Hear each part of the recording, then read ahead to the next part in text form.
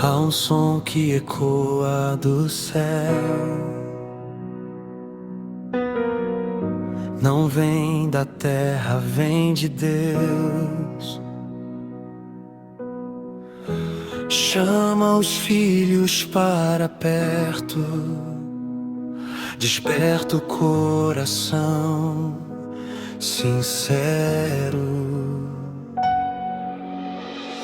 Quando o povo começa a adorar,